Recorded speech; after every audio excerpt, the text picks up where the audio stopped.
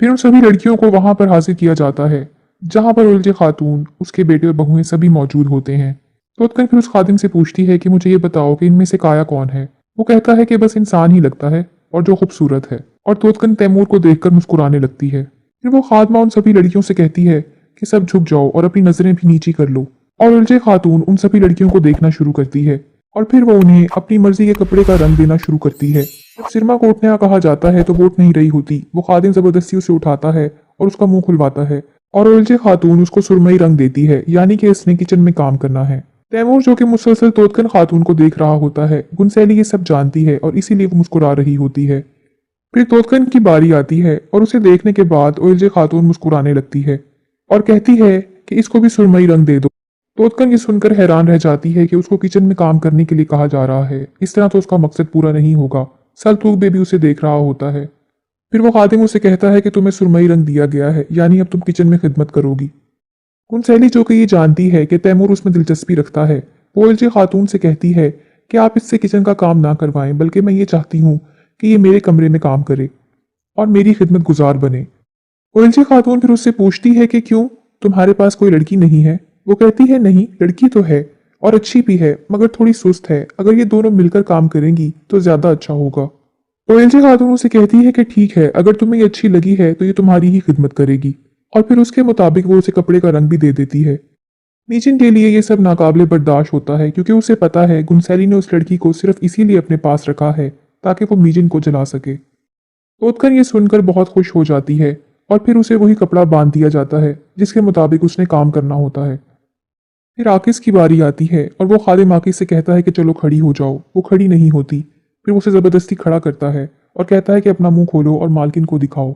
वो भी नहीं मानती।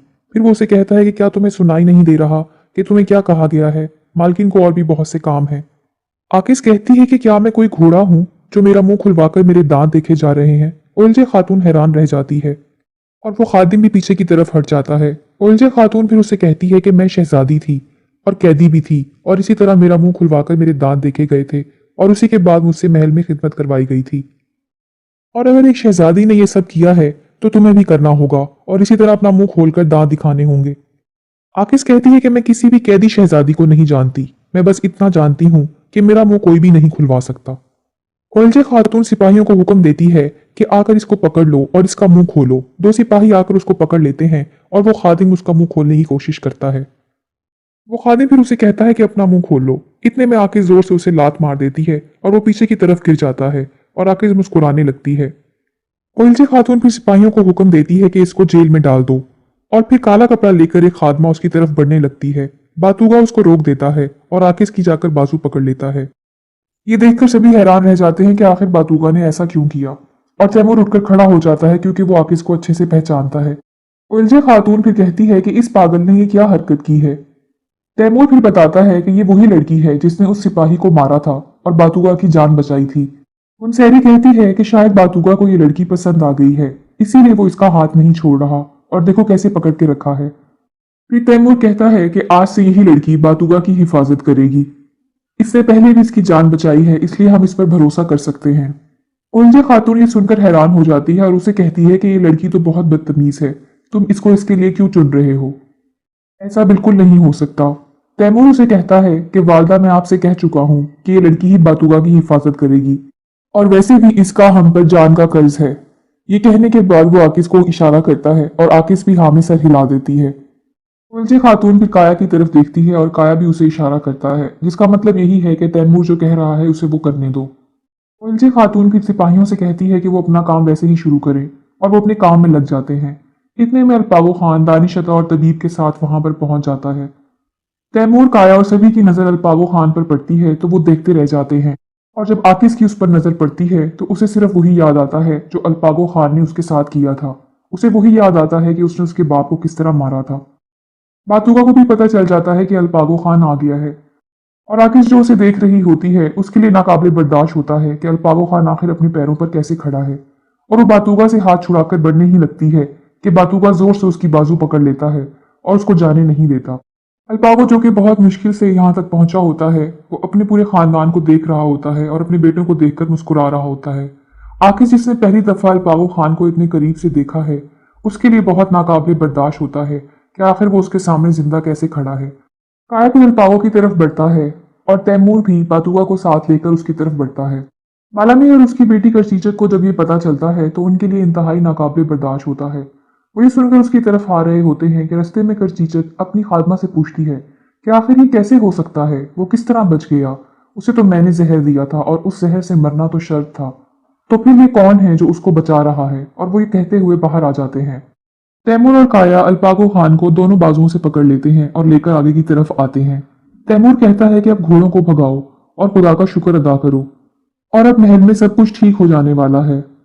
काया कहता है कि जितने भी यहाँ पर जिंदा लोग हैं सब खुश हो जाएं क्योंकि अब खुशी मनाने का वक्त है। फिर तैमूर कहता है और जिसने भी कुर्बान होना है वो कुर्बान हो जाए क्योंकि मेरे वालिद अब ठीक हो गए हैं। फिर वो कहते हैं कि अच्छा सा दस्तरखान सबके लिए बिछाया जाए और सभी को आज़ाद किया जाए। और अपने बेटों की खुशी देखकर उलझे खातून खुश हो रही होती है। तैमूर कहता है कि अब महल में बहुत सी खुशियां आने वाली हैं। फिर उसकी नज़र उस लड़की पर पड़ जाती है जिसको उन्होंने फांसी दी थी और वो अल्पागो खान को बताता है कि यही है वो जिसने आप पर हमला किया था और अब इसको भी यहाँ से हटा देते हैं और वो भी सुकून में ही रहे जिसने इसको मारा है। अल्पागो कहता है कि मेरे बेटो, तुम लोगों ने तो मेरा गुस्सा ही खत्म कर दिया, लेकिन अब खान में इतनी ताकत नहीं है कि वो उसको तीर मार सके। अब तो एक और खान है जिसमें ये सारी ताकत है। इतने में बलामीर और करचीचक भी वहां पर पहुंच जाते हैं। अल्पागो को पता चल जाता है कि बलामीर आ गया है। वो कहता है कि हाँ बताओ बलामीर, क्या कहोगे अब तुम। बलामीर कहता है कि मैं तो सिर्फ यही कहना चाहूंगा कि आपको ऐसे जिंदा देखकर बहुत खुशी हो रही है और आपको अपनी इस नई जिंदगी में खुश आमदीद। कि उसके चेहरे पर सिर्फ नागवारी के तासुरात होते हैं, लेकिन फिर भी वो ये सब कहता है और फिर कहता है कि अब हमें यहाँ से जाना होगा। बारामीर और उसकी बेटी फिर वहां से जाने लगते हैं और उनको कोई भी नहीं रोकता, मगर काया उनसे कहता है कि मेरे चचा जाने से पहले अपनी फौज को भी साथ लेकर जाना, कहीं ये ना हो कि उसके बाद कुछ गलत हो जाए। बारामीर उसे जवाब देता है कि मैं तो अपनी फौज को अपने पास ही रखूंगा, लेकिन तुम ये याद रखो कि कहीं तुम्हारी तलवार की वजह से तुम अपनी हुकूमत को ना खो दो। पागो बलामीर से कहता है कि जाते हुए अकेले ही जाओ बलामीर। ये सुनकर वो दोनों हैरान रह जाते हैं और उसकी बेटी अपने बाप की तरफ देखती है। अल्पागो फिर उसे कहता है कि तुम्हारी बेटी करचीचक यहीं रहेगी क्योंकि उसकी शादी होने वाली है और जब शादी हो जाएगी तो उसके बाद भी वो यहीं रहने वाली है। बातुगा और आकिस भी हैरानी से सुन रहे होते हैं। करचीचक फिर अपने बाप की तरफ देखती है। बलामीर अल्पागो से कहता है कि मेरी बेटी करचीचक दुल्हन है या फिर कोई रहबर है। अल्पागो कहता है कि वो मेरे लिए दुल्हन भी है और रहबर भी। अल्पागो फिर कहता है कि अगर तो ये हमारे खून में से है तो फिर ये हमारे लिए दुल्हन है और अगर ये नहीं है तो फिर रहबर है। फिर वो बालामीर से सवाल करता है कि बालामीर तुम मुझे बताओ कि क्या तुम मेरे खून में से हो या नहीं। ये सुनने के बाद बालामीर अपनी बेटी की तरफ देखता है और वो उसको देख रही होती है कि मेरा बाप कहीं मुझे यहाँ पर छोड़ ना जाए। और फिर बालामीर वहां से चल देता है और जाते हुए कहता है कि मेरे घोड़े को भी ले आओ। अल्पागो ये देखकर बहुत मुतमईन हो जाता है। उसके बाद वो इल्जे खातून सिपाहियों को हुक्म देती है कि सब कैदियों को यहाँ से हटा दो। बातुगा भी खामोशी से सब सुन रहा होता है और जान चुका होता है कि उसका बाप अब पहले से बेहतर है। बालामीर तेजी से महल के अहाते में आता है और अपने घोड़े पर बैठकर वहां से बाहर निकल जाता है। तैमूर और काया भी उसके पीछे आ जाते हैं। इतने में सिपाही उन कैदी लड़कियों को लेकर भी बाहर आ जाते हैं। तैमूर और काया फिर घोड़ों पर बैठ जाते हैं और काया अपने खास खादमों से कहता है कि हम बलामीर के पीछे जा रहे हैं और उसको वापस लेकर आएंगे और तब तक तुम लोग शादी की तैयारी मुकम्मल कर लो। वो दोनों खादिम ये सुनकर हैरान रह जाते हैं। वो खादिम कहता है कि इतनी जल्दी तैयारियां कैसे मुकम्मल होगी और वो खादमा कहती है कि अब तो हमें तैयारियां करनी पड़ेंगी। फिर वो उन लड़कियों की तरफ जब देखती है तो कहती है कि इनको यहाँ से हटाओ और वो कहता है कि जल्दी करो सिपाहियों, इन लड़कियों को यहाँ से ले जाओ, हमें इसी वक्त शादी की तैयारियां शुरू करनी है। और वो सिपाही उनको जल्दी से वहां से ले जाते हैं। फिर वो खातमा कहती है कि अभी तो शरबत भी तैयार करना है जो कि बहुत लाजमी है और अंगूठियां भी चाहिए होंगी, लेकिन पहले तो अंगूठियों को तैयार करना होगा। और ये कहकर वो वहां से चली जाती है। बालामीर अपनी फौज के पास आता है और वो देखकर हैरान रह जाता है कि उसकी फौज नशे में धुत होती है। कुछ जागे होते हैं और कुछ अभी भी सोए होते हैं। बालामीर फिर उनके पीने का प्याला सूंघता है ताकि उसको पता चले कि ये लोग रात भर क्या पीते रहे। वो जान जाता है कि इन लोगों ने शराब पी रखी है। उसके बाद वो दोनों प्यालों से शराब नीचे गिरा देता है और सामने खड़े सिपाही को जोर से मारकर नीचे गिरा देता है। फिर वो उससे पूछता है कि आखिर तुमने ये फौज के साथ क्या कर दिया। वो सिपाही जो कि अभी भी नशे में होता है वो बालामीर से कहता है कि तुम अपने साथियों के साथ ये सब कैसे कर सकते हो और तुम उसको किसी और के हवाले भी कैसे कर सकते हो जिसको मैं पसंद करता हूँ। और यहाँ इसका इशारा बालामीर की बेटी करचीचक की तरफ होता है। ये सुनते ही बालामीर अपनी तलवार निकाल लेता है और जैसे ही उस पर वार करने लगता है तो काया उसको रोक देता है और कहता है, मेरी चचा रुक जाइए। जिस भी फौज की सरबराह लड़की होगी ये कोई भी बर्दाश्त नहीं कर पाएगा। इतने में दो सिपाही आते हैं और आकर उस सिपाही को ले जाते हैं। बालामीर भी तैमूर से कहता है, तो क्या अब इस सब के बारे में मैं तुम लोगों से सवाल करूं? फिर इसका पस मंजर बताया जाता है कि दरअसल जब काया ने ये कहा था कि आप अपनी फौज को यहाँ से भेज दें और ये बाहर ही खैमे लगाएं और आप और आपकी बेटी ही सिर्फ हमारे महल में आ सकते हैं, उसने तभी कुजू बेग से कह दिया था कि ऐसा दस्तरखान तैयार करवाओ और ऐसे इंतजामात करो कि इसके सिपाही अपनी तलवार उठाने के भी काबिल ना रहें और ये सारा काम बहुत ही चैन और सुकून के साथ होना चाहिए। काया फिर बालामीर से कहता है कि चाचा, हमने सोचा कि हम बहुत ही अच्छे तरीके से इंतजामात करवाएं और वैसे भी आप तो तलवार उठाने के लिए नहीं लाए थे। तैमूर भी मुस्कुराकर काया की तरफ देखता है क्योंकि उस रात जब वो फौज का पता करने आए थे और काया ने कहा था कि जब हमारे बाबा मर जाएंगे तो ये महल के अंदर दाखिल हो जाएंगे, तो तैमूर ने उससे कहा था तो फिर अब हम क्या करने वाले हैं। काया ने उसे जवाब दिया था कि पहले हम इनके टुकड़े करेंगे और उसके बाद इनको मारेंगे। तैमूर भी बालामीर से कहता है कि अब तुम हमारे साथ महल में चलोगे और अपनी बेटी की शादी करवाओगे और अगर तुमने ऐसा ना किया तो तुम्हारी बेटी को गद्दारी की सजा के तौर पर फांसी दे दी जाएगी। बालामीर खामोशी से सब सुनता है और उसके बाद वहां से चल पड़ता है। काया और तैमूर भी वहां से आ जाते हैं। बातूगा तेजी से अपने कमरे में आता है और फिर वो जोर से चिल्लाता है। अल्पागो खान का बालामीर से ये कहना कि अब तुम यहाँ से अकेले ही जाओ और तुम्हारी बेटी यहीं रहेगी क्योंकि वो अब हमारी दुल्हन बनने वाली है, ये सब बातूगा के लिए नाकाबिले बर्दाश्त होता है। वो फिर जोर से चिल्लाता है और अपना हाथ जोर जोर से लकड़ी में मारता है कि इतने में उसे कमरे का दरवाजा खुल जाता है और वो परेशान हो जाता है कि पता नहीं कौन आ गया और अल्पागो खान दरवाजा खोलकर अंदर दाखिल हो जाता है।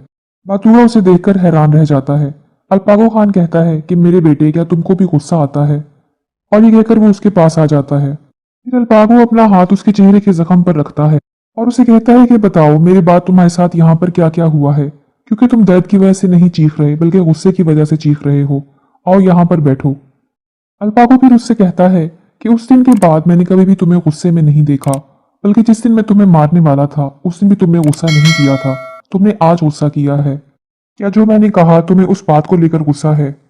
मगर वो एक बहुत अच्छी लड़की है और मैंने ये देखा है और जब मैंने इसके बारे में सोचा तो मैं उठ गया और मैं उठ गया हूँ। ये मैंने सबसे छुपाया और छुपाने की वजह सिर्फ यही थी कि मैं देख सकूं कि तुम्हारे खून के साथी मेरे खून के साथी के साथ क्या करेंगे।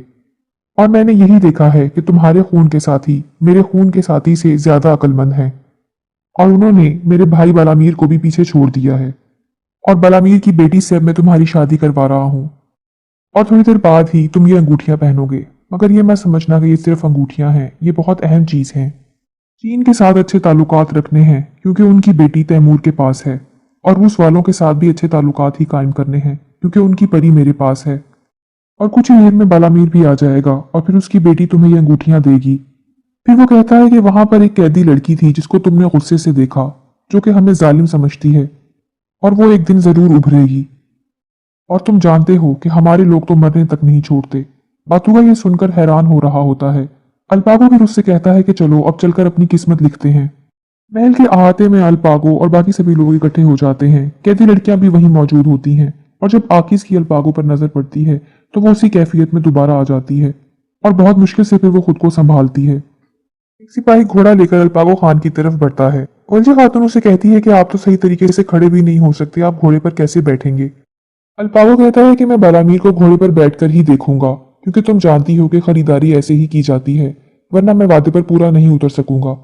इतने में बालामीर भी वहीं पहुंच अल्पागो भी घोड़े पर बैठ जाता है। उसके बाद वो बालामीर से कहता है कि बालामीर मेरे खून के साथी, अब तुम्हारी बेटी और मेरे बेटे को भी घोड़ों पर बिठाया जाएगा। तैमूर बातूगा को लेकर आता है और घोड़े पर बैठने में उसकी मदद करता है।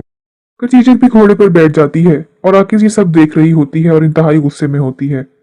अल्पागो फिर बालामीर से पूछता है कि बताओ तुम अपनी बेटी के लिए क्या चाहते हो?